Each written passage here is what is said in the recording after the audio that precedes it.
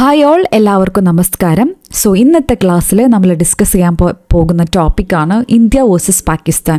അപ്പോൾ ഈ ഒരു ടോപ്പിക്കിലൂടെ നമ്മൾ കവർ ചെയ്യാനായിട്ട് ഉദ്ദേശിക്കുന്നത് ഇന്ത്യ പാകിസ്ഥാൻ ചരിത്ര പശ്ചാത്തലം തുടങ്ങിയിട്ട് ഒരുപാട് യുദ്ധങ്ങൾ നടന്നിട്ടുണ്ട് അല്ലേ. ഒരുപാട് യുദ്ധങ്ങൾ, ഒരുപാട് അറ്റാക്കുകൾ, ഒരുപാട് മേജർ ഓപ്പറേഷൻസ്, പിന്നെ ഏറ്റവും റീസെൻ്റ് ആയിട്ട് നടന്നിട്ടുള്ള അറ്റാക്കും അതിനോടനുബന്ധിച്ച് നടത്തിയിട്ടുള്ള ഓപ്പറേഷൻ സിന്ദൂറും എല്ലാം കൂടി ഉൾപ്പെടുത്തിയിട്ടുള്ള വിത്ത് MCQസും. അതുകൊണ്ട് തന്നെ ക്ലാസ് മേ ബി ചിലപ്പോൾ കുറച്ച് ലെങ്തി ആയിരിക്കാം, പക്ഷേ നമ്മൾ എക്സാം പോയിന്റ് ഓഫ് വ്യൂവിൽ വളരെ ഡീറ്റെയിൽ ആയിട്ട് അറിഞ്ഞിരിക്കേണ്ടതും അതല്ലെങ്കിൽ തന്നെ നമ്മൾ ബേസിക്കായിട്ട് ഒരു ഇന്ത്യക്കാരൻ എന്ന നിലയിൽ അറിഞ്ഞിരിക്കേണ്ടതുമായിട്ടുള്ള വസ്തുതകളാണ് ഇന്നത്തെ ക്ലാസ്സിൽ നമ്മൾ ഉൾക്കൊള്ളിച്ചിട്ടുള്ളത്. ക്ലാസ് മുഴുവനായിട്ട് കാണാനായിട്ട് ശ്രമിക്കുക, എങ്കിൽ മാത്രമാണ് നമുക്ക് എക്സാമിന് ഒരു ചോദ്യം ചോദിക്കുമ്പോൾ ഈ ഭാഗത്ത് നിന്ന് വളരെ ഡീറ്റെയിൽ ആയിട്ടുള്ള ചോദ്യങ്ങളാണ് ഇനി വരുന്ന എക്സാംസിന് നമ്മൾ പ്രതീക്ഷിക്കേണ്ടത്. അത്രയും റിലവൻ്റ് ആയിട്ടുള്ള ടോപ്പിക് ആയതുകൊണ്ടും അല്ലെങ്കിൽ തന്നെ PSC പരീക്ഷകൾക്ക് ചോദിക്കാറുള്ളതുമാണ് ഇവിടുത്തെ മേജർ ഓപ്പറേഷൻസ് ഒക്കെ. സോ വളരെ ഇമ്പോർട്ടൻ്റ് ആയിട്ടുള്ള ഒരു ക്ലാസ്സാണ്. ഒത്തിരി കാര്യങ്ങളൊക്കെ സെർച്ച് ചെയ്ത് ഈ ക്ലാസ് മാക്സിമം എഫക്റ്റീവായിട്ട് നിങ്ങളിലേക്ക് എത്തിക്കണം എന്നുള്ള ആഗ്രഹം കൂടിയുണ്ട്. ഏറ്റവും സിമ്പിളായിട്ട് തന്നെ, കുറച്ച് റഫ് ടോപ്പിക് ആണെങ്കിലും കുറച്ച് സിമ്പിളായിട്ട് തന്നെ നമുക്കത് കവർ ചെയ്യാനായിട്ട് ശ്രമിക്കാം. ഏറ്റവും പെട്ടെന്ന് തന്നെ നമുക്ക് വീഡിയോയിലോട്ട് കിടക്കാം. ചാനൽ സബ്സ്ക്രൈബ് ചെയ്യാതെ കാണുന്നവരാണെങ്കിൽ സബ്സ്ക്രൈബ് ചെയ്യാനും ബെല്ലൈക്കൻ കൂടി എനേബിൾ ചെയ്യാനും മറക്കരുത്. I am Alisha and welcome to അലീസൈസ് ബൈ അലീഷ. സോ നമ്മൾ ചരിത്ര പശ്ചാത്തലം തുടങ്ങിയിട്ടാണ് ഇന്നത്തെ ക്ലാസ്സിൽ കവർ ചെയ്യാനായിട്ട് പോകുന്നത്. എങ്ങനെയാണ് നമ്മളിപ്പോൾ ഒരുപാട് അറ്റാക്കുകൾ കാണുന്നുണ്ട് അല്ലേ, ഇന്ത്യ പാകിസ്ഥാൻ ആക്രമിക്കുന്നതും പാകിസ്ഥാൻ ഇന്ത്യ ആക്രമിക്കുന്നതൊക്കെ. ഇതിൻ്റെയൊക്കെ ഒരു ചരിത്ര പശ്ചാത്തലം എന്നാണ് ഇത് തുടങ്ങുന്നത്. അപ്പം നമ്മൾ ഇന്ത്യൻ ഹിസ്റ്ററിയുടെ ഭാഗമായിട്ട് പഠിക്കുന്നതാണ് മുസ്ലിം ലീഗിൻ്റെ ഉത്ഭവത്തെ പറ്റിയിട്ടും പിന്നെ മുഹമ്മദ് അലി ജിന്നയുടെ പ്രവർത്തനങ്ങളെ പറ്റിയിട്ടും അങ്ങനെ മുസ്ലിംസിന് വേണ്ടിയിട്ട് ഒരു മാതൃരാജ്യം, സെപ്പറേറ്റ് ഒരു രാജ്യം വേണമെന്നൊരു ആവശ്യം 1930s അല്ലെങ്കിൽ 40s സമയത്തൊക്കെ ഉടലെടുക്കുന്നുണ്ട്. അപ്പം അതിൻ്റെ ഭാഗമായിട്ടാണ് ഇന്ത്യൻ യൂണിയനിൽ നിന്ന് സെപ്പറേറ്റഡ് ആയിട്ട് ഒരു സ്വതന്ത്ര രാഷ്ട്രം മുസ്ലിംകൾക്ക് വേണം എന്നുള്ളൊരു ആവശ്യത്തിൻ്റെ ഭാഗമായിട്ടാണ് ബ്രിട്ടീഷുകാർ അന്ന് ഇന്ത്യക്ക് സ്വാതന്ത്ര്യം നൽകുമ്പോൾ 1947 ഓഗസ്റ്റിൽ 2 രാജ്യങ്ങളാണ് സ്ഥാപിതമാകുന്നത്. എല്ലാവർക്കും അറിയുന്ന കാര്യമായിരിക്കും. ഏതൊക്കെയാണ്? ഇന്ത്യയും പാകിസ്ഥാനും അല്ലേ. അപ്പോൾ അന്ന് തുടങ്ങിയിട്ടുള്ള പ്രശ്നങ്ങളാണ് ഇപ്പോഴും തുടർന്നുകൊണ്ടിരിക്കുന്നത്. ഇതിലെ മേജർ ഒരു പോയിന്റ് ഓഫ് കോൺഫ്ലിക്റ്റ് എന്ന് വേണമെങ്കിൽ നമുക്ക് വിശേഷിപ്പിക്കാൻ പറ്റുന്നത് കാശ്മീരാണ്. കാശ്മീർ എന്ന് പറയുമ്പോൾ നമ്മൾ അത്രയും മനോഹരമായിട്ടുള്ള ഭൂമിയിലെ സ്വർഗമായിട്ടുള്ളൊരു പ്രദേശമാണ് അല്ലേ. അപ്പം അതിന് ആ ഒരു സ്ഥലത്തിൻ്റെ പേരിലും ഒരുപാട് പ്രശ്നങ്ങൾ ഈ ഡിവൈഡ് ചെയ്യുന്ന സമയം തൊട്ടേ ഉടലെടുത്തിട്ടുണ്ടായിരുന്നു. സോ മുഹമ്മദ് അലി ജിന്നയുടെ നേതൃത്വത്തിൽ അഖിലേന്ത്യാ മുസ്ലിം ലീഗിൻ്റെ നേതൃത്വത്തിൽ ഒരു പ്രത്യേക മുസ്ലിം മാതൃരാജ്യത്തിനുള്ള ആവശ്യം ഒടുവിൽ പാകിസ്ഥാൻ എന്ന് പറയുന്ന ഒരു രാജ്യത്തിൻ്റെ രൂപീകരണത്തിൽ കലാശിച്ചു. 1947 വിഭജനം തന്നെ ഉഭയകക്ഷി ബന്ധങ്ങൾക്ക് ഒരു ആഘാതകരമായ തുടക്കം കുറിച്ചു. അന്ന് തൊട്ട് തന്നെ പ്രശ്നങ്ങളുണ്ടായിരുന്നു. വൻതോതിലുള്ള ആക്രമണങ്ങളും കുടിയേറ്റ പ്രശ്നങ്ങളും ഒക്കെ അവിടെ നിലനിന്നിരുന്നു. ആ ബോർഡറിലൊക്കെ ജീവിച്ചിരുന്ന പ്രത്യേകിച്ച് അന്നത്തെ കാലത്തിൽ മതപരമായിട്ടുള്ള പ്രശ്നങ്ങളും ഹിന്ദു മുസ്ലിം പ്രശ്നങ്ങളൊക്കെ നിലനിന്നിരുന്നു. അതിൻ്റെ ഭാഗമായിട്ടുള്ള പ്രശ്നങ്ങൾ അന്ന് തുടക്കം തൊട്ടേ, ഈ ഒരു വിഭജനം തൊട്ടേ നിലനിന്നിരുന്നു. അപ്പം എങ്ങനെയാണ് ഈ ജമ്മു കാശ്മീരിനൊരു റിലവൻസ് ഭയങ്കരമാണ് അല്ലേ. ജമ്മു കാശ്മീർ എങ്ങനെയാണ് ഇന്ത്യയുടെ ഭാഗമാവുന്നത്? അപ്പം ഈ നമുക്കറിയാം, ഇന്ത്യ വിഭജിക്കുന്ന സമയത്ത് അല്ലെങ്കിൽ ഇന്ത്യ ഒരു സ്വതന്ത്രമാകുന്ന സമയത്ത് ബ്രിട്ടീഷ് അധിനിവേശം ഒരുപാട് പ്രദേശങ്ങളുണ്ടായിരുന്നു. ബ്രിട്ടീഷ് ഡയറക്റ്റായിട്ട് കൺട്രോൾ ചെയ്യുന്ന പ്രദേശങ്ങളുണ്ടായിരുന്നു. അതിനു പുറമെ ഒരുപാട് നാട്ടുരാജ്യങ്ങളുണ്ടായിരുന്നു, സ്വതന്ത്രമായിട്ട് പവറുള്ള നാട്ടുരാജ്യങ്ങളുണ്ടായിരുന്നു. അപ്പോൾ ബ്രിട്ടീഷുകാർക്ക് അവരുടെ കൺട്രോളിലുള്ള ആൾക്കാർ എങ്ങനെ ഡിവൈഡ് ചെയ്യണം എന്നുള്ളത് അവർക്ക് തീരുമാനിക്കാം. പക്ഷേ നാട്ടുരാജ്യങ്ങൾക്ക് എങ്ങനെയാണ് തീരുമാനങ്ങൾ എടുക്കേണ്ടത് എന്നുള്ളത് അവർക്ക് തന്നെ തീരുമാനിക്കാം എന്നതിൻ്റെ ഭാഗമായിട്ട് ഒരു ഇൻസ്ട്രുമെൻ്റ് ഓഫ് അസെഷൻ ബ്രിട്ടീഷുകാരൊന്ന് മുന്നോട്ട് വയ്ക്കുന്നുണ്ട്. അതായത് ഇതിൽ സൈൻ ചെയ്യുകയാണെങ്കിൽ ഇന്ത്യൻ യൂണിയൻ്റെ ഭാഗമാവാൻ നിങ്ങൾ ആഗ്രഹിക്കുന്നുണ്ടെങ്കിൽ നിങ്ങൾക്ക് അതിൻ്റെ ഭാഗമാവാം, പാകിസ്ഥാൻ്റെ ഭാഗമാകാനായിട്ട് ആഗ്രഹിക്കുന്നുണ്ടെങ്കിൽ അതാകാം, അല്ലെങ്കിൽ സ്വതന്ത്രമായിട്ട് തുടരാനാണെങ്കിൽ അതുമാവാം എന്നുള്ളൊരു ഇൻസ്ട്രുമെൻ്റ് ഓഫ് അസെഷനാണ് ബ്രിട്ടീഷ് മുന്നോട്ട് വയ്ക്കുന്നത്. അപ്പോൾ കാശ്മീർ ഇനീഷ്യലി ഇന്ത്യയുടെ ഭാഗമാവുന്നില്ല. പക്ഷേ സ്വാതന്ത്ര്യം ലഭിച്ചതിന് ശേഷം അവിടെ പാകിസ്ഥാൻ കുറച്ച് അറ്റാക്കൊക്കെ നടത്തുന്നുണ്ട്. അപ്പോൾ അതിൻ്റെയൊക്കെ ഭാഗമായിട്ടാണ് ജമ്മു കാശ്മീർ ഈ ഒരു ലയന ഉടമ്പടിയിൽ ഇന്ത്യയുടെ ഭാഗമാകാനുള്ള ഒരു തീരുമാനം അറിയിക്കുന്നത്. സോ ആ സമയത്ത് ജമ്മു കാശ്മീരിലെ ഭരണാധികാരി ആയിരുന്ന വ്യക്തിയുടെ പേര് മഹാരാജ ഹരി സിംഗ് ആണ്.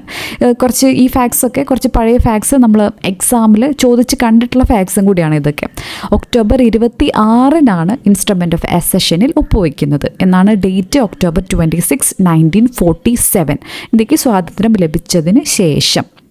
1947 ഇന്ത്യൻ സ്വാതന്ത്ര്യ നിയമപ്രകാരം ഒരു ഇൻസ്ട്രുമെൻ്റ് ഓഫ് അസഷനിൽ ഒപ്പുവെച്ചുകൊണ്ട് മഹാരാജ ഹരി സിംഗ് തൻ്റെ സാമ്രാജ്യം ഇന്ത്യയുടെ ഡൊമിനിയനിൽ ചേർക്കാനായിട്ട് സമ്മതിച്ചു. സോ അന്ന് ഇന്ത്യയുടെ ഗവർണർ ജനറൽ ആയിരുന്ന മൗണ്ട് ബാറ്റൻ പ്രഭു ഒക്ടോബർ 27 ഈ ലയനത്തിന് അംഗീകാരം നൽകി. അങ്ങനെയാണ് ജമ്മു കാശ്മീർ ഇന്ത്യയുടെ ഭാഗമാകുന്നത്. പക്ഷേ അന്ന് തൊട്ട് തന്നെ പ്രശ്നങ്ങൾ ഉണ്ടായിരുന്നു കാശ്മീരിനെ ചൊല്ലി. ആദ്യത്തെ ഇന്ത്യ പാകിസ്ഥാൻ യുദ്ധം എന്നറിയപ്പെടുന്ന, അല്ലെങ്കിൽ ആദ്യത്തെ കാശ്മീർ യുദ്ധം എന്നൊക്കെ അറിയപ്പെടുന്ന യുദ്ധമാണ് 1947 നടക്കുന്ന ഫസ്റ്റ് കാശ്മീർ വാർ, അല്ലെങ്കിൽ പ്രഥമ ഇന്ത്യൻ പാകിസ്ഥാൻ യുദ്ധമൊക്കെ. സോ ഈ ഒരു യുദ്ധത്തിലാണ് ലൈൻ ഓഫ് കൺട്രോൾ ആദ്യമായിട്ട് രൂപം കൊള്ളുന്നത്. നമ്മളിപ്പം ഈ ജമ്മു കാശ്മീരിൻ്റെ ഒക്കെ മാപ്പൊക്കെ എടുത്ത് നോക്കുകയാണെങ്കിൽ നമുക്ക് കാണാം അല്ലേ, ലൈൻ ഓഫ് കൺട്രോൾ രേഖപ്പെടുത്തുന്നുണ്ട്. അതിന് ഒഫീഷ്യലി ഒരു പേരൊക്കെ ഇട്ട് വിളിക്കുന്നത്, ലൈൻ ഓഫ് കൺട്രോൾ എന്നൊരു പേര് വരുന്നത് 1972 സിംല കരാറിൻ്റെ ഒക്കെ ഭാഗമായിട്ടാണ്. പക്ഷേ ലൈൻ ഓഫ് കൺട്രോൾ എന്ന് പറഞ്ഞിട്ടൊരു ബോർഡർ നിലവിൽ വരുന്നത് ഈ ആദ്യത്തെ ഇന്ത്യ പാകിസ്ഥാൻ യുദ്ധത്തിന് ശേഷമാണ്. 1947-48 ഒന്നാം കാശ്മീർ യുദ്ധം, അല്ലെങ്കിൽ പ്രഥമ ഇന്ത്യ പാകിസ്ഥാൻ യുദ്ധം നടക്കുന്നത്. സോ ഇതിൻ്റെ ഐക്യരാഷ്ട്രസഭയുടെ ഇടപെടലിൽ ഈ ഒരു യുദ്ധം അവസാനിക്കാനുണ്ടായത്. ഇപ്പോൾ ഇവിടെ ഈ ഒരു ഇമേജിൽ നിങ്ങൾക്ക് കാണാനായിട്ട് പറ്റും, ഓരോ വർഷവും ഇമ്പോർട്ടൻ്റ് ആയിട്ട് നടന്നിട്ടുള്ള യുദ്ധങ്ങൾ, അല്ലെങ്കിൽ ആണവപരമായിട്ടുള്ള രണ്ട് രാജ്യങ്ങളുടെയും ഇമ്പോർട്ടൻ്റ് ആയിട്ടുള്ള നേട്ടങ്ങളൊക്കെ നമുക്കിവിടെ കാണാനായിട്ട് പറ്റും. നമുക്ക് ആദ്യം ഓരോന്ന് എന്താണെന്ന് നോക്കിയിട്ട് പിന്നെ ഈ ഒരു ഇമേജിലോട്ട് തിരിച്ചു വരാം. ഓക്കെ, സോ ഇനി അപ്പോൾ ആദ്യത്തെ ഏതാണ് വർഷം? 47-48 കേട്ടോ, ഫസ്റ്റ് ഇൻഡോ പാകിസ്ഥാൻ യുദ്ധം, അല്ലെങ്കിൽ ഫസ്റ്റ് കാശ്മീർ വാർ എന്നറിയപ്പെടുന്ന യുദ്ധം. ഇനി രണ്ടാമത്തെ യുദ്ധം നടക്കുന്നത് 1965. ഏത് വർഷമാണ്? 1965. ഇതും കാശ്മീരിനെ ചൊല്ലിയിട്ടുള്ള പ്രശ്നമാണ്. അതുകൊണ്ട് സെക്കൻഡ് കാശ്മീർ വാർ എന്നും കൂടെ അറിയപ്പെടുന്നത് രണ്ടാം ഇന്തോ പാകിസ്ഥാൻ യുദ്ധമാണ്. ഇത് അവസാനിക്കുന്നതിന് കാരണമായിട്ടുള്ള ഉടമ്പടിയാണ് ഇത്, താഷ്കൻഡ് ഉടമ്പടി. നമ്മൾ കേട്ടിട്ടുണ്ടല്ലേ, താഷ്കൻഡ് ഉടമ്പടി. അതിലിടപെടുന്നത് സമാധാന ചർച്ചകൾക്കൊക്കെ അന്ന് മുന്നോട്ട് വന്ന രാജ്യമാണ് USSR. ഓക്കെ, USSR ആണ്, റഷ്യയാണ് അന്ന്, ഇന്നത്തെ റഷ്യ. USSR ആണ് അന്ന് 1965 രണ്ടാം കാശ്മീർ യുദ്ധത്തിൻ്റെ അവസാനിക്കാനായിട്ടുള്ള മധ്യസ്ഥത വഹിച്ചത്. സോ ഈ താഷ്കൻഡ് കരാർ ആരാണ് ഒപ്പിട്ടത്? ഇതൊക്കെ PSC മുൻവർഷ ചോദ്യങ്ങളും കൂടി ആയതുകൊണ്ടാണ് നമ്മൾ ഇതും കൂടെ ഉൾക്കൊള്ളിച്ചിട്ടുള്ളത്. So it was sign by Lal Bahadur Shastri, ആ സമയത്ത് ഇന്ത്യയുടെ പ്രൈം മിനിസ്റ്റർ ആയിരുന്നു, ആൻഡ് അയൂബ് ഖാൻ പാകിസ്ഥാൻ്റെ പ്രസിഡന്റ് ആയിരുന്ന വ്യക്തി. ജാനുവരി 10, 1966 എന്ത് സൈൻ ചെയ്യുന്നത്? ആ വർഷം ഇമ്പോർട്ടൻ്റ് ആണ്. ജാനുവരി 10, 1966 താഷ്കൻഡ് കരാറ് ഒപ്പുവയ്ക്കുന്നത്. അപ്പോൾ രണ്ടാം കാശ്മീർ യുദ്ധം അങ്ങനെ അവസാനിക്കുന്നു. പിന്നെ മൂന്നാമത്തെ ഇന്ത്യ പാകിസ്ഥാൻ യുദ്ധമാണ് 1971 നടക്കുന്നത്. അപ്പോൾ നമ്മൾ 2 യുദ്ധങ്ങൾ പഠിച്ചു. ഇതൊക്കെ ഒരുപാട് പേർക്ക് അറിയുന്ന ഫാക്ട്സ് ആയിരിക്കാം. നമ്മൾ ഓപ്പറേഷൻ സിന്ദൂറും ബാക്കി കാര്യങ്ങളൊക്കെ താഴോട്ട് വരുന്നുണ്ട്. പക്ഷേ നമ്മൾ പഠിക്കുമ്പം ഫുള്ളായിട്ട് പഠിച്ചാലല്ലേ അതിൻ്റെ ഒരു അതല്ലേ കംപ്ലീറ്റ് ആവുള്ളൂ. അതിന് വേണ്ടിയിട്ടാണ് നമ്മൾ ഇത്രയും ഡീറ്റെയിൽ ആയിട്ട് പറയുന്നത് കേട്ടോ. സോ 1971 മൂന്നാം ഇന്ത്യ പാകിസ്ഥാൻ യുദ്ധം നടക്കുന്നത്. എന്താ പറയുക, ഹിസ്റ്റോറിക്കലി റിലവൻ്റ് ആയിട്ടുള്ളൊരു ഇൻസിഡൻ്റ് ആയിരുന്നു ഈ ഒരു മൂന്നാം പാകിസ്ഥാൻ യുദ്ധം.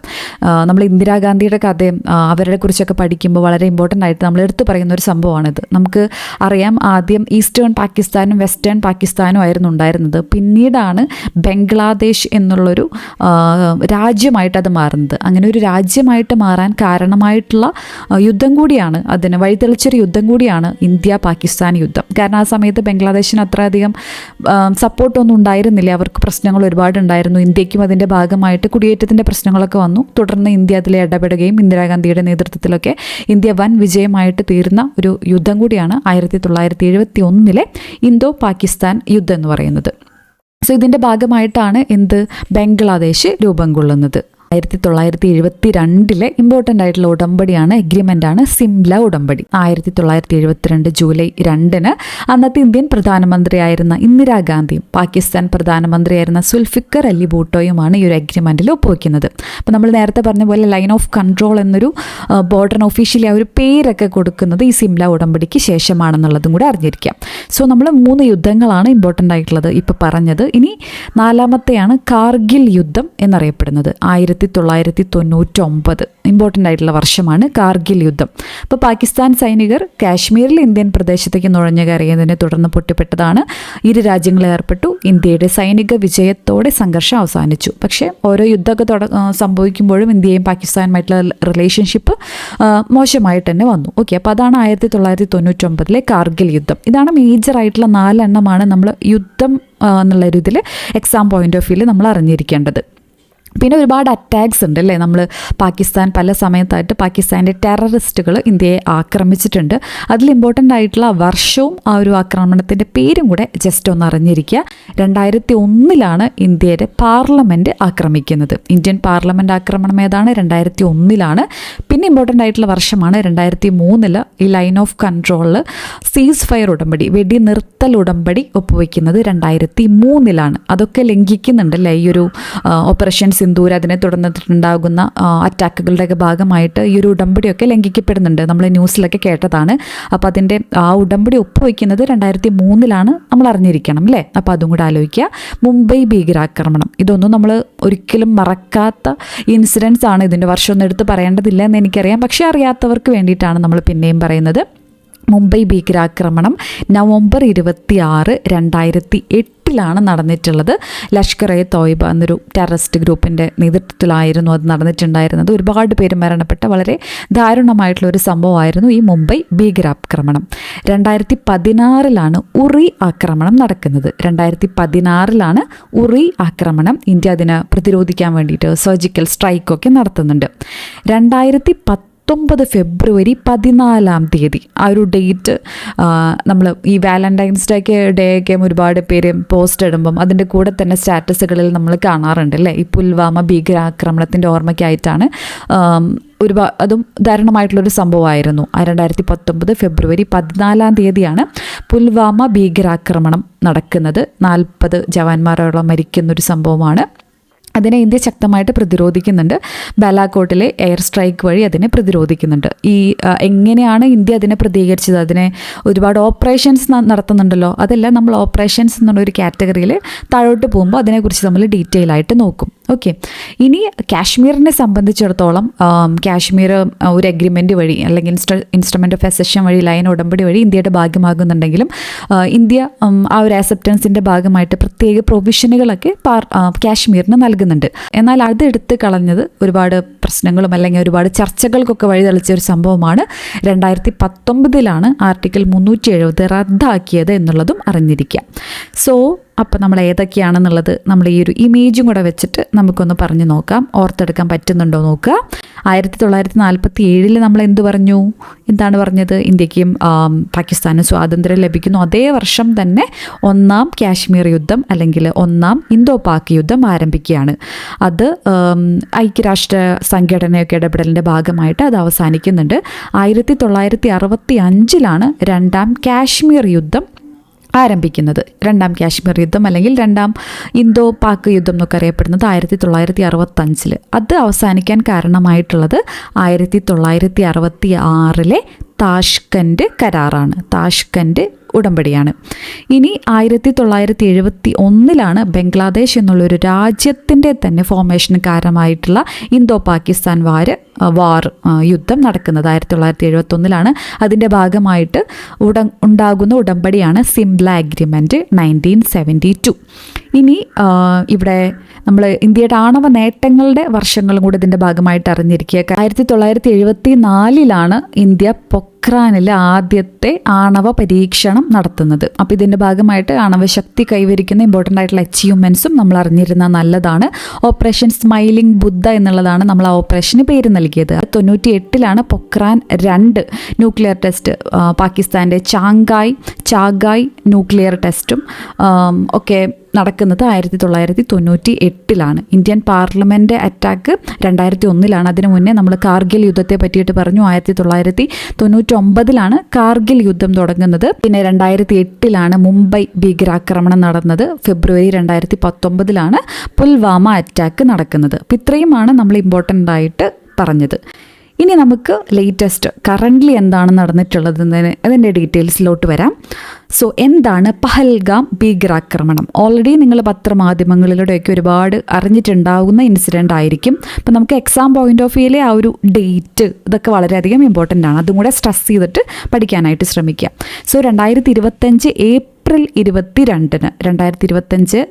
22 കാശ്മീരിലെ വിനോദസഞ്ചാരികൾക്ക് നേരെ ഉണ്ടായ ഭീകരാക്രമണത്തിൽ മലയാളി ഉൾപ്പെടെ 26 പേര് കൊല്ലപ്പെട്ടിരുന്നു. കൊല്ലപ്പെട്ട ആളിൽ ഒരു നേപ്പാളി ഉണ്ടായിരുന്നു, ഒരു മലയാളി ഉണ്ടായിരുന്നു. അങ്ങനെ 26 പേരാണ് കൊല്ലപ്പെട്ടത്. സോ ഇതിൻ്റെ ഉത്തരവാദിത്തം പാക് ഭീകര സംഘടനയായിട്ടുള്ള ലഷ്കർ എ തയ്യബയുമായി ബന്ധമുള്ള the resistant front TRF the resistant front ഏറ്റെടുത്തിട്ടുണ്ട്. ആ ഒരു പേര് നമ്മൾ എക്സാം പോയിന്റ് ഓഫ് വ്യൂവിൽ അറിഞ്ഞിരിക്കേണ്ടതാണ്. അപ്പം ഇതിനെ പ്രതിരോധിക്കാൻ വേണ്ടിയിട്ട് സംയുക്തമായിട്ട് ഇന്ത്യയുടെ എല്ലാ സേനകളും, നാവികസേനയും കരസേനയും വ്യോമസേനയും എല്ലാ സേനയും കൂടെ സംയുക്തമായിട്ട് ഇതിനെ പ്രതിരോധിച്ചിട്ടുള്ള വളരെ സക്സസ്ഫുൾ ആയിട്ടുള്ള ഓപ്പറേഷനാണ് എന്ത്? ഓപ്പറേഷൻ സിന്ദൂർ. ഓക്കെ, അപ്പം ഇതിനെ പ്രതിരോധിക്കാൻ വേണ്ടിയിട്ടുള്ളതാണ്. എന്നാണ് ഇത് ആരംഭിക്കുന്നത്? ഇമ്പോർട്ടൻ്റ് ആയിട്ടുള്ള ഡേറ്റ് ആണ്. നമുക്ക് എക്സാമിന് പ്രതീക്ഷിക്കാവുന്ന ഒരു ചോദ്യം കൂടാണ്. 2025 മെയ് 7 ഓപ്പറേഷൻ സിന്ദൂർ ആരംഭിക്കുന്നത്. ഇതിൻ്റെ ആദ്യത്തെ ഈ ഓപ്പറേഷൻ സിന്ദൂർ എന്ന പേരിൽ ആദ്യം തുടങ്ങിയിട്ടുള്ള ഈ ഒരു അറ്റാക്ക് ഏകദേശം അരമണിക്കൂറോളാണ് നീണ്ടു നിന്നത്. രാത്രി 1 മണി തൊട്ട് 1:25 വരെ, പറയുകയാണെങ്കിൽ 25 മിനിറ്റ്സ് ഒക്കെ ആയിരുന്നു അതിൻ്റെ ഒരു ദൈർഘ്യം എന്ന് പറയുന്നത്. ഇതിൻ്റെ ലക്ഷ്യം നമ്മൾ കറക്റ്റായിട്ട് അറിഞ്ഞിരിക്കണം. വീണ്ടും നമ്മുടെ നേതാക്കന്മാരും പ്രധാനമന്ത്രിയും അല്ലെങ്കിൽ മിനിസ്റ്റേഴ്സൊക്കെ സ്ട്രെസ് ചെയ്ത് പറയുന്ന ഒരു കാര്യമാണ്. ഇതിൻ്റെ ടാർഗറ്റ് എന്ന് പറഞ്ഞാൽ ഒരിക്കലും പാകിസ്ഥാനിലെ സാധാരണ ആൾക്കാരല്ല, പാകിസ്ഥാനിലെ ടെററിസം ഇൻഫ്രാസ്ട്രക്ചറിനെ തകർക്കാൻ വേണ്ടിയിട്ടുള്ള ഓപ്പറേഷനാണ് ഓപ്പറേഷൻ സിന്ദൂർ. അതാണ് ഈ ഒരു ഓപ്പറേഷൻ സിന്ദൂറിൻ്റെ മേജർ ആയിട്ടുള്ള എയിം എന്ന് പറയുന്നത്. അപ്പോൾ അതും വേണമെങ്കിൽ ഓപ്ഷൻസിലൊക്കെ തെറ്റിക്കാൻ വേണ്ടി സ്റ്റേറ്റ്മെൻ്റ് ആയിട്ട് തരാം. പാകിസ്ഥാനെ തകർക്കുക, പാകിസ്ഥാൻ്റെ മിലിറ്ററി തകർക്കുക, ഇതൊക്കെയാണ് ലക്ഷ്യം എന്നൊക്കെ വേണമെങ്കിൽ കൊടുക്കാം. ഒരിക്കലുമല്ല. പാകിസ്ഥാൻ്റെ ഭീകരവാദിത്വ അതിൻ്റെ ഇൻഫ്രാസ്ട്രക്ചർ തകർക്കുക എന്നുള്ളതാണ് ലക്ഷ്യം. ഇന്ത്യ അതുമായിട്ട് ബന്ധപ്പെട്ടിട്ട് കാശ്മീരിലും പാക് അധീന കാശ്മീരിലും പാകിസ്ഥാനിലുമായിട്ട് പ്രവർത്തിച്ചിരുന്ന 9 ഭീകര ക്യാമ്പുകളാണ് ഇന്ത്യൻ സൈന്യം തകർത്തത്. ഓക്കെ, 9 ഭീകര ക്യാമ്പുകളാണ് ഇന്ത്യൻ സൈന്യം തകർത്തത്. ആ 9 എന്നുള്ള ആ ഒരു നമ്പറിനും ഇവിടെ റിലവൻസ് ഉണ്ട്. അതും കൂടെ പഠിച്ചു വയ്ക്കുക. സോ എന്തുകൊണ്ടാണ് ഈ ഒരു ഓപ്പറേഷൻ സിന്ദൂർ എന്ന പേരിട്ടത്? പലർക്കും അറിയുന്നുണ്ടാവില്ല അല്ലേ? നമ്മൾ ആ ഒരു ഇൻസിഡൻറ്റുമായിട്ട് ബന്ധപ്പെട്ടിട്ട് ഒരുപാട് ന്യൂസുകളും ഒരുപാട് ഇമേജസൊക്കെ കണ്ടിട്ടുണ്ടായിരുന്നു. അപ്പോൾ ഒരു സംഭവം നമ്മൾ വായിച്ചത്, അതിലെ കുറേ ഭാര്യമാരെ അവർ വെറുതെ വിട്ടു. കാരണം ഭർത്താക്കന്മാരെ കൊന്നിട്ട് ഈ ഒരു സംഭവം നിങ്ങളുടെ നാട്ടിൽ ചെന്ന് പറയണം എന്നടക്കം തീവ്രവാദികൾ പറഞ്ഞു എന്നുള്ളതാണ് പറയുന്നത്. സോ പഹൽഗാം ആക്രമണത്തിൽ ഭർത്താക്കന്മാർ നഷ്ടപ്പെട്ട സ്ത്രീകളുടെ കണ്ണീരിന് പകരം ചോദിക്കുന്നത് കൊണ്ടാണ് ഈ ദൗത്യത്തിന് ഇന്ത്യ ഓപ്പറേഷൻ സിന്ദൂർ എന്ന പേര് നൽകിയത്. സോ ഇതിൻ്റെ ഒരു എയിം എന്താണ്? നമ്മൾ നേരത്തെ പറഞ്ഞു, പാകിസ്ഥാനിലുമുള്ള ഭീകരവാദ അടിസ്ഥാന സൗകര്യങ്ങൾ തകർക്കുക എന്നുള്ളതാണ് ലക്ഷ്യം ഇമ്പോർട്ടൻ്റ് ആണ്, അത് മനസ്സിലാക്കണം. പിന്നെ ഈ ഓപ്പറേഷൻ്റെ ഇന്ത്യൻ സർക്കാരിൻ്റെ വിശദീകരണത്തിന് നേതൃത്വം നൽകിയിട്ടുള്ള 2 വനിതകളാണ് നമ്മൾ കണ്ടതാണല്ലേ. 2 വനിതകളാണ്. ആരൊക്കെയാണ്? വിംഗ് കമാൻഡർ വ്യോമിക സിംഗും കേണൽ സോഫിയ ഖുറേഷിയും. ഓപ്പറേഷനെ കുറിച്ചിട്ടുള്ള ഇന്ത്യൻ സർക്കാരിൻ്റെ വിശദീകരണത്തിന് നേതൃത്വം നൽകിയത് ആരൊക്കെയാണ്? വിംഗ് കമാൻഡർ വ്യോമിക സിംഗും കേണൽ സോഫിയ ഖുറേഷിയുമാണ്. ഈ 2 പേരാണ്. നമ്മളിതൊക്കെ ന്യൂസിൽ കണ്ടിട്ടുള്ളതാണ്. എന്നാലും നമ്മൾ പഠിക്കുമ്പോൾ എക്സാം പോയിന്റ് ഓഫ് വ്യൂവിലും കൂടെ പേരുകളൊക്കെ ഒന്ന് സ്ട്രെസ് ചെയ്തിട്ട് പഠിക്കാനായിട്ട് ശ്രമിക്കാം. ഓക്കെ, അപ്പോൾ ഇന്ത്യയുടെ നിലവിലെ ഡിഫൻസ് മിനിസ്റ്റർ ആരാണ്? രാജ്നാഥ് സിംഗ് ആണ്. എല്ലാവർക്കും അറിയായിരിക്കും. പിന്നെ നാഷണൽ സെക്യൂരിറ്റി അഡ്വൈസർ, ഇതുമായിട്ട് ബന്ധപ്പെട്ട് ഇമ്പോർട്ടൻ്റ് ആയിട്ടുള്ള പദവിയിൽ ഇരിക്കുന്ന വ്യക്തികളുടെ പേരും കൂടെയാണ് നമ്മൾ നോക്കാൻ പോകുന്നത്. അജിത് കുമാർ ഡോവൽ ആണ് നാഷണൽ സെക്യൂരിറ്റി അഡ്വൈസർ. ഇനി സംയുക്ത സേനയുണ്ട് അല്ലേ, നമുക്ക് ചീഫ് ഓഫ് ഡിഫൻസ് സ്റ്റാഫ് ഉണ്ട്. അപ്പം ആ ഒരു വ്യക്തികൾ ആരാന്നുള്ളത് നമ്മൾ ഇമ്പോർട്ടൻ്റ് ആയിട്ട് അറിഞ്ഞിരിക്കണം. ഇതല്ലെങ്കിലും PSC പരീക്ഷകളുടെ ഫേവറേറ്റ് ആണ്. ഇതിൽ ഓരോന്നും PSC പരീക്ഷകളുടെ ഫേവറേറ്റ് ആണ്, ചോദിക്കാറുണ്ട്. ഈ ഒരു ഇൻസിഡൻറ്റും കൂടെ നടന്നിട്ടുള്ളത് കൊണ്ട് ഒന്നുകൂടെ സ്ട്രെസ് ചെയ്ത് പഠിക്കുക. ജനറൽ അനിൽ ചൗഹാനാണ് ചീഫ് ഓഫ് ഡിഫൻസ് സ്റ്റാഫായിട്ട് പ്രവർത്തിക്കുന്നത്. ആരാണ്? ജനറൽ അനിൽ ചൗഹാൻ. ഇനി ആർമിയുടെ സ്റ്റാഫായിട്ടുള്ളത് ജനറൽ ഉപേന്ദ്ര ദ്വിവേദിയാണ്. ആരാണ്? ഉപേന്ദ്ര ദ്വിവേദിയാണ് chief of the army staff. Chief of the air staff, വ്യോമസേനയുടെ ചീഫായിട്ട് പ്രവർത്തിക്കുന്നത് air chief marshal AP Singh ആണ്. AP സിംഗ് ആണ്. ഇനി നേവലിൻ്റെ നമ്മുടെ നാവികസേനയുടെ തലപ്പത്തിരിക്കുന്നത് അഡ്മിറൽ ദിനേശ് കെ ത്രിപാഠിയാണ്. അഡ്മിറൽ ദിനേശ് കെ ത്രിപാഠിയാണ്. അപ്പോൾ ഈ 4 പേരുടെ വ്യക്തികളും കൂടെ പേരുകളും കൂടെ നിങ്ങളെല്ലാവരും അറിഞ്ഞിരിക്കുക. പിന്നെ 9 മേജറായിട്ടുള്ള ടെററിസ്റ്റ് കേന്ദ്രങ്ങളാണ് ഇന്ത്യ ടാർഗറ്റ് ചെയ്തതെന്ന് നമ്മൾ പറഞ്ഞു. അതിൻ്റെ പേരുകൾ ഒത്തിരി സ്ട്രെസ് ചെയ്യേണ്ട കാര്യമില്ല, എന്നാലും 9 എണ്ണം ഉണ്ട് എന്നുള്ളത് അറിഞ്ഞിരിക്കുക. ജസ്റ്റ് നിങ്ങളുടെ ഇൻഫർമേഷന് വേണ്ടിയിട്ട് കൊടുത്തു എന്ന് മാത്രം. 9 എന്നുള്ളൊരു നമ്പറിന് അവിടെ വളരെയധികം റിലവൻസ് ഉണ്ട്. ഇനി ഇന്ത്യ ഇതിനെ പ്രതിരോധിച്ച് അല്ലെങ്കിൽ ഇന്ത്യൻ്റെ മേജറായിട്ടുള്ള ഡിഫൻസ് സിസ്റ്റം, ഈ ഓപ്പറേഷൻ്റെ സിന്ദൂറും അതിനോട് തുറന്നിട്ടുള്ള അറ്റാക്കുകളുടെയൊക്കെ ഇന്ത്യയിൽ ഇമ്പോർട്ടൻ്റ് ആയിട്ട് പ്രവർത്തിച്ചിട്ടുള്ള ഡിഫൻസ് സിസ്റ്റം ഏതൊക്കെയാണെന്നുള്ളത് നമ്മൾ അറിഞ്ഞിരിക്കണം. ഏറ്റവും ഇമ്പോർട്ടൻ്റ് ആയിട്ടുള്ളതാണ്, നമ്മളെല്ലാവരും ഇതിനോടകം വാർത്തകളിലൊക്കെ വായിച്ചിട്ടുള്ളൊരു സംഭവം കൂടിയാണ് S-400 അല്ലേ. റഷ്യയിൽ നിന്ന് ഇന്ത്യ വാങ്ങിയ പ്രതിരോധ സംവിധാനമാണ് S-400. നമ്മൾ ഇസ്രായേൽ പാലസ്തീൻ കോൺഫ്ലിക്റ്റും അതൊക്കെ പഠിക്കുന്ന സമയത്ത് ഇസ്രായേലിൻ്റെ അയേൺ ഡോം, അവരുടെ പ്രതിരോധ സംവിധാനത്തൊക്കെ കുറിച്ച് പഠിച്ചിട്ടുണ്ടായിരുന്നു. അതിനോട് അനുബന്ധിച്ച് അല്ലെങ്കിൽ അതേക്കെ പോലത്തെ ഒരു സംഭവമാണ് പ്രതിരോധ സംവിധാനമാണ് റഷ്യയിൽ നിന്ന് ഇന്ത്യ വാങ്ങിയിട്ടുള്ള S-400. അപ്പോൾ S-400 എന്ന പേരും റിലവൻ്റ് ആണ്. എവിടെ നിന്നാണ്, ആരിൽ നിന്നാണ് ഇന്ത്യ വാങ്ങിയത് എന്നുള്ളതും PSCയുടെ ഫേവറേറ്റ് ആണ്. റഷ്യയിൽ നിന്നാണ്. സുദർശന ചക്ര എന്നാണ് ഇന്ത്യ ഇതിന് പേരിട്ടിരിക്കുന്നത്. സുദർശൻ ചക്ര, റഷ്യ S-400. ഇമ്പോർട്ടൻ്റ് ആണ്, ചോദിക്കാൻ ഒത്തിരി സാധ്യതയുള്ള ചോദ്യമാണ്. ഓക്കെ, ഇനി ഇമ്പോർട്ടൻ്റ് ആയിട്ടുള്ള മിസൈൽസിൻ്റെ പേരും കൂടെ നമ്മൾ അറിഞ്ഞിരിക്കണം. Scalp cruise missile. എന്താണ് സ്കാൽപ്പ് ക്രൂയിസ് മിസൈൽ? ഈ സ്റ്റോം ഷാഡോ എന്ന പേരിലും കൂടെ ഇതിൻ്റെ താഴെ ഞാൻ ഇമേജ് കൊടുത്തിട്ടുണ്ട്, കണ്ടോ? Scalp, also known as storm shadow. ഈ മിസൈലിൻ്റെ പേരെന്താണ്? Scalp, which is also known as storm shadow. അപ്പോൾ ഇമ്പോർട്ടൻ്റ് ആയിട്ടുള്ളൊരു മിസൈലാണ് scalp cruise missile. So European പ്രതിരോധ സ്ഥാപനമായ MBDA വികസിപ്പിച്ചെടുത്തത്. PSCക്ക് ഇങ്ങനെ ചോദിക്കുന്നൊരു ടെൻഡൻസി ഉണ്ട്. മുന്നേ ചോദിച്ചിട്ടുള്ളൊരു ചോദ്യമാണ്, ഈ റാഫേൽ ജെറ്റുകൾ ഉണ്ടല്ലോ, നമ്മൾ ഫ്രാൻസിൽ നിന്ന് വാങ്ങിയിട്ടുള്ള റാഫേൽ ജെറ്റുകൾ. കുറേ കാലമായിട്ട് നമ്മൾ PSCയുടെ ഫേവറേറ്റ് ആയിട്ടുള്ളൊരു ചോദ്യമാണ്. അതിൻ്റെ മാനുഫാക്ചർ ആരാന്നുള്ളതൊക്കെ മുൻവർഷ ചോദ്യമാണ്. Dassault aviation. അതുപോലെ തന്നെ ചോദിക്കാൻ സാധ്യതയുള്ള ഇമ്പോർട്ടൻ്റ് ആയിട്ടുള്ള ചോദ്യമാണ് സ്കാൽപ്പ് ക്രൂയിസ് മിസൈൽ. ആരാണ് വികസിപ്പിച്ചത്? യൂറോപ്യൻ സംവിധാനമായിട്ടുള്ള MBDA ആണ്. MBDA ആണ് വികസിപ്പിച്ചിട്ടുള്ളത് എന്നറിഞ്ഞിരിക്കാം. പിന്നെ ഹാമർ മിസൈൽ ഫ്രഞ്ച് പ്രതിരോധ കമ്പനിയായിട്ടുള്ള സാഫ്രാൻ ഇലക്ട്രോണിക്സ് ആണ്. ഹാമർ ആരാണ് വികസിപ്പിച്ചെടുത്തിട്ടുള്ളത്? സാഫ്രാൻ ഇലക്ട്രോണിക്സ് ആൻഡ് ഡിഫൻസ് ആണ് വികസിപ്പിച്ചെടുത്തത്. അപ്പോൾ ഇമ്പോർട്ടൻ്റ് ആയിട്ടുള്ള മിസൈൽസ് ആണ് കേട്ടോ. അപ്പോൾ അത് ആദ്യമായിട്ട് കേൾക്കുന്നവരാണെങ്കിൽ ആ പേരൊന്ന് എഴുതി നോട്ട് ചെയ്ത് പഠിക്കുക. ഓൾറെഡി നിങ്ങൾ ന്യൂസുകളിലൊക്കെ കേട്ടിട്ടുണ്ടെങ്കിൽ ഒന്നും കൂടെ ഒന്ന് റീകളക്ട് ചെയ്യാനായിട്ട് ശ്രമിക്കാം. ഓപ്ഷനിൽ ഏതൊക്കെയാണ് ഓപ്പറേഷൻ സിന്ദൂറിൻ്റെയൊക്കെ ഭാഗമായിട്ടുള്ള മിസൈൽസ് എന്നുള്ളതൊക്കെ ചോദ്യങ്ങളായിട്ട് വരാൻ ചാൻസ് ഉണ്ട്. സ്കാൽപ്പ് ആരാണ് ഡെവലപ്പ് ചെയ്തേക്കുന്നത്? MBDA. Hammer missile Safran electronics. പിന്നെ നമ്മുടെ റാഫേൽ ജെറ്റ്സും അതിൻ്റെ മാനുഫാക്ചർ ഡെസോൾട്ട് ഏവിയേഷൻ ഫ്രാൻസ് ആണ്. അതൊക്കെ മുന്നേ ചോദിച്ചിട്ടുള്ളതാണ്. അതൊക്കെ ഇതിൻ്റെ മിഷൻ്റെ ഭാഗമായിട്ട് ഇന്ത്യയുടെ പ്രതിരോധ സംവിധാനങ്ങളെ ശക്തിപ്പെടുത്തുന്ന ഇതാണ്. ഈ ജെറ്റ്സ് യൂസ് ചെയ്തിട്ടാണ് ഈ മിസൈലൊക്കെ ഇന്ത്യ മിസൈലൊക്കെ വിടുന്നത്. ഓക്കെ, പിന്നെ കാമികാസെ ഡ്രോൺസ്, കറക്റ്റാണ് പ്രൊണൗൺസിയേഷൻ എനിക്ക് അറിഞ്ഞുകൂടെ. Kamikaze drones which is also known as suicide drones എന്നും കൂടെ അറിയപ്പെടുന്ന കാമികാസെ ഡ്രോൺസും ഇന്ത്യയുടെ ഈ ഓപ്പറേഷനിലെ മേജറായിട്ടുള്ള പങ്കുവഹിച്ചിട്ടുള്ള ഒരു പ്രതിരോധ സംവിധാനമാണ് kamikaze drones which is also known as suicide drones. പിന്നെ ഇന്ത്യയിൽ തന്നെ ഇൻഡിജീനിയസ് ആയിട്ട് ഇന്ത്യയുടെ ഒരുപാട് പ്രതിരോധ സംവിധാനങ്ങൾ ഇന്ത്യ ബിൽഡ് ചെയ്യുന്നുണ്ട് അല്ലേ. So Akash surface to air missile സംവിധാനവും പെച്ചോറ് OSAK എന്നുള്ള പ്രതിരോധ സംവിധാനമൊക്കെ ഇതിൻ്റെ ഭാഗമായിട്ട് ഈ ഒരു ഡിഫൻസിന് ഭാഗമായിട്ട് ഇന്ത്യയെ ഹെൽപ്പ് ചെയ്യാനായിട്ടുണ്ടായിരുന്നു. ഈ ഒരു ഡിഫൻസ് സിസ്റ്റം എങ്ങനെയാണ്, ഇതിൻ്റെ വെപ്പൻസ് എന്തൊക്കെയാണെന്നുള്ളതാണ് നമ്മൾ നോക്കിയത്. റഫാലെ ജെറ്റ് എവിടെ നിന്നാണ് നമ്മൾ വാങ്ങിയത്? ഫ്രാൻസിൽ നിന്നാണ്. ആരാണത് പണിതത്? മീൻസ് അതിൻ്റെ മാനുഫാക്ചർ ആരാണ്?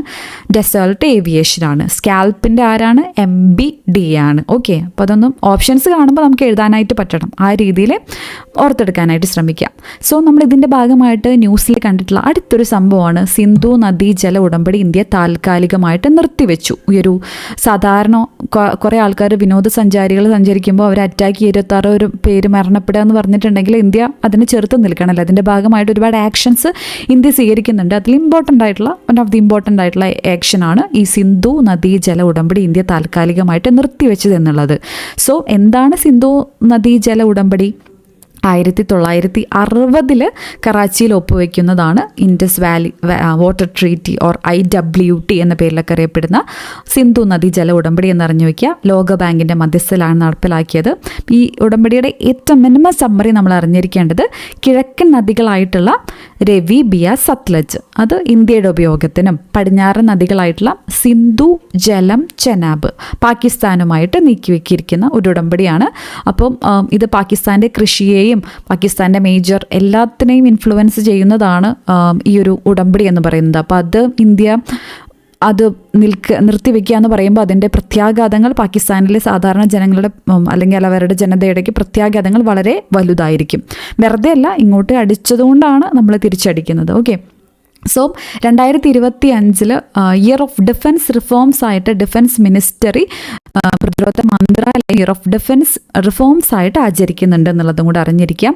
പിന്നെ ഇതിപ്പോൾ ഓപ്പറേഷൻ സിന്ദൂറിനെ പറ്റിയിട്ടാണ് നമ്മൾ പറഞ്ഞത് അല്ലേ. അപ്പം ഇതിൻ്റെ തിരിച്ചെന്തായാലും ഒരു കൗണ്ടർ അറ്റാക്ക് ഉണ്ടായിരിക്കും അല്ലേ. അപ്പം അവർ പാകിസ്ഥാൻ ഇതിന് പേരിട്ടിരിക്കുന്നത്, ഇതിൻ്റെ തിരിച്ച് അറ്റാക്കിന് പേരിട്ടിരിക്കുന്നത് ബനിയൻ ഒൻ മർസൂസ് എന്നാണ്. ബനിയൻ ഒൻ മർസൂസ് കറക്റ്റാണോ പ്രൊനൗൺസിയേഷൻ എന്ന് എനിക്ക് അറിഞ്ഞുകൂടാ. സോ ആ ഒരു പേരും കൂടെ, ആ ഓപ്പറേഷൻ്റെ പേരും കൂടെ അറിഞ്ഞിരിക്കാം. അപ്പോൾ നമ്മൾ ചരിത്ര പശ്ചാത്തലം നോക്കി ഓപ്പറേഷൻ സിന്ദൂരിനെ പറ്റിയിട്ടും ഇമ്പോർട്ടൻ്റ് ആയിട്ട് ഒരുപാട് കാര്യങ്ങൾ പറഞ്ഞു.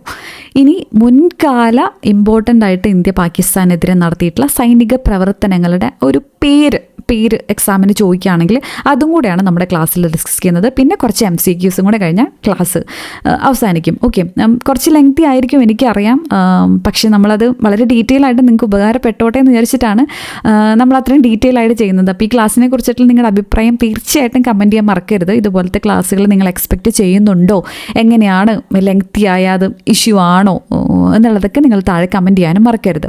സോ ഓപ്പറേഷൻ്റെ കുറച്ച് പേരും കൂടെ പെട്ടെന്ന് നമ്മൾ അവസാനിപ്പിക്കാം. ഓക്കെ, സോ ഓപ്പറേഷൻ റിഡിൽ 1965 നമ്മൾ എന്ത് പറഞ്ഞു? ഇന്തോ പാക് യുദ്ധം, രണ്ടാം ഇന്തോ പാക് യുദ്ധം, താഷ്കൻഡ് ഉടമ്പടി വഴി അവസാനിപ്പിച്ചു എന്നൊക്കെ നമ്മൾ പറഞ്ഞല്ലേ.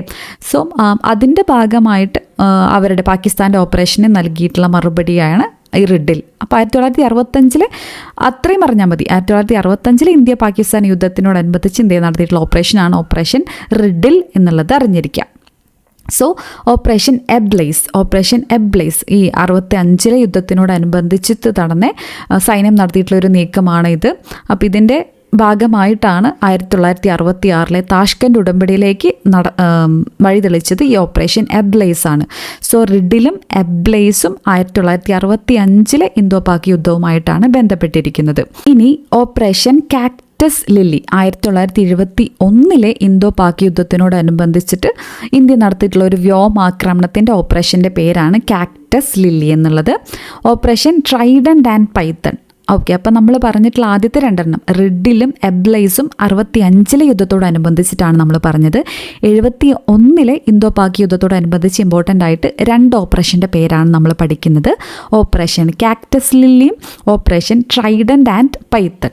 ഓക്കെ, പാകിസ്ഥാൻ്റെ കറാച്ചി തുറമുഖത്ത് ഇന്ത്യൻ നാവികസേന നടത്തിയിട്ടുള്ള ആക്രമണ പ്രവർത്തനങ്ങളാണിത്. ഇതിൻ്റെ ഭാഗമായിട്ടാണ് ബംഗ്ലാദേശ് എന്നൊരു രാജ്യത്തിന് രൂപീകരണത്തിന് വഴിതെളിച്ച ഒരു ഓപ്പറേഷൻ കൂടിയാണ് operation trident and Python. Operation trident and Python UPSC എക്സാമുകൾക്കൊക്കെ ചോദിച്ചിട്ടുള്ളൊരു ചോദ്യം കൂടിയാണ്.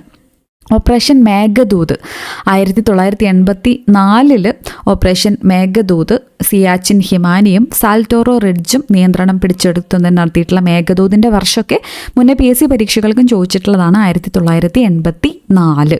ഓപ്പറേഷൻ വിജയ് കാർഗിൽ യുദ്ധം നമ്മൾ പറഞ്ഞല്ലേ, 1999 കാർഗിൽ യുദ്ധം നമ്മൾ പറഞ്ഞു. അതിന് ചരിത്രത്തിൽ ഇമ്പോർട്ടൻ്റ് ആയിട്ട് ഉള്ളൊരു സംഭവമാണ്, അല്ലെങ്കിൽ ഇന്ത്യയുടെ വിജയത്തിന് വഴി തെളിച്ചിട്ടുള്ള ഓപ്പറേഷനാണ് ഓപ്പറേഷൻ വിജയ്. 1999 കാർഗിൽ യുദ്ധം, ഓപ്പറേഷൻ വിജയ്. ഓപ്പറേഷൻ സഫേദ് സാഗർ വീണ്ടെടുക്കാൻ വേണ്ടിയിട്ടുള്ള സഫേദ് സാഗർ ഇതിനോടനുബന്ധിച്ചിട്ടുള്ള ഒരു ഓപ്പറേഷനാണെന്നുള്ളത് അറിഞ്ഞിരിക്കുക. ഓപ്പറേഷൻ വിജയ് ആണ് കുറച്ചും കൂടെ എക്സാംസിലൊക്കെ കൂടുതലും ചോദിച്ച് കണ്ടേക്കുന്നത്. ഇതും ജസ്റ്റ് അറിഞ്ഞിരിക്കുക.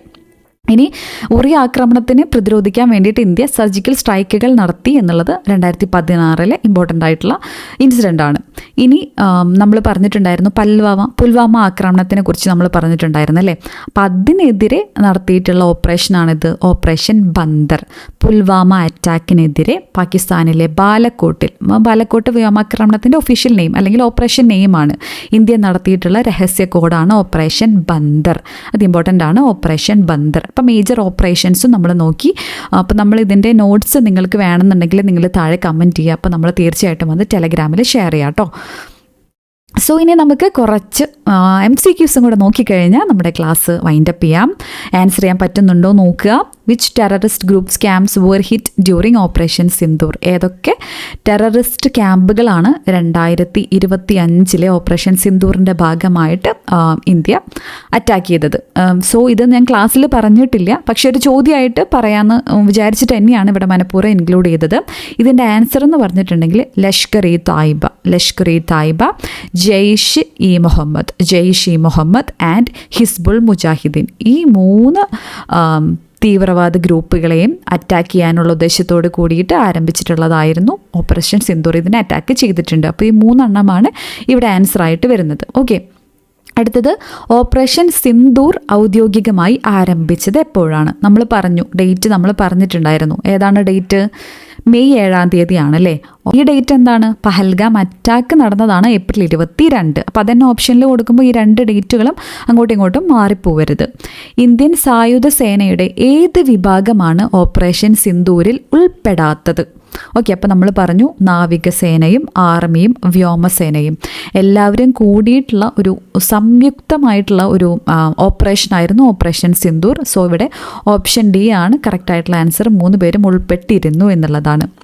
ഓപ്പറേഷൻ സിന്ദൂരിൽ ആഴത്തിലുള്ള കൃത്യതയുള്ള ആക്രമണങ്ങൾക്കായി ഉപയോഗിച്ച മിസൈൽ അല്ലെങ്കിൽ യുദ്ധോപകരണം ഏതാണ്? നമ്മൾ പറഞ്ഞതാണല്ലേ. നമ്മൾ പറഞ്ഞിട്ടുണ്ടായിരുന്നു SCLP ക്രൂയിസ് മിസൈലാണ് ഇതിൻ്റെ ഭാഗമായിട്ട്. സ്കാൽപ്പ് SCALP ക്രൂയിസ് മിസൈലാണ് ഓപ്പറേഷൻ സിന്ദൂർ ആക്രമണങ്ങൾക്ക് വേണ്ടിയിട്ട് ഉപയോഗിച്ചിട്ടുള്ള മിസൈൽ എന്ന് പറയുന്നത്. പിന്നെ നമ്മൾ ഹാമർ മിസൈലിനെ പറ്റിയിട്ടും റഫാലെ ജെറ്റുകളെ പറ്റിയിട്ടും ക്യാമിസാലെ ഡ്രോണുകളെ പറ്റിയിട്ടും which is also known suicide drones എന്നൊക്കെ പറ്റിയിട്ട് നമ്മൾ പറഞ്ഞിട്ടുണ്ടായിരുന്നു. ഇൻഡിജീനിയസ് ആയിട്ട് ഡെവലപ്പ് ചെയ്ത ആകാശ് ഒക്കെ ഇതിൻ്റെ ഭാഗമായിട്ട് നമ്മൾ ആക്ഷനിൽ ഉൾപ്പെടുത്തിയിട്ടുണ്ടായിരുന്നു. സോ ഇത്രയുമാണ് നമ്മൾ ഇന്നത്തെ ക്ലാസ്സിൽ ഡിസ്കസ് ചെയ്യുന്നത്. വളരെ ഇമ്പോർട്ടൻ്റ് ആയിട്ടുള്ളൊരു ടോപ്പിക്കാണ്. കുറച്ച് റോയോ ആണെന്ന് വേണമെങ്കിൽ പറയാം. പക്ഷെ നമ്മളിത് പഠിച്ചേ പറ്റൂ. പഠിക്കല്ല, ഇതൊക്കെ നമ്മൾ അറിഞ്ഞിരിക്കേണ്ട ഫാക്ട്സും കൂടിയാണ്. അപ്പോൾ ക്ലാസ് നിങ്ങൾക്ക് ഇഷ്ടപ്പെട്ടിട്ടുണ്ടെങ്കിൽ നിങ്ങൾ തീർച്ചയായിട്ടും ലൈക്ക് ചെയ്യണം, കമൻറ്റ് ചെയ്യാനും ഫ്രണ്ട്സിനൊക്കെ ഷെയർ ചെയ്ത് കൊടുക്കാനൊന്നും മറക്കരുത്. സോ അടുത്ത ക്ലാസ്സിൽ കാണാം. Thank you so much for watching. Have A good day.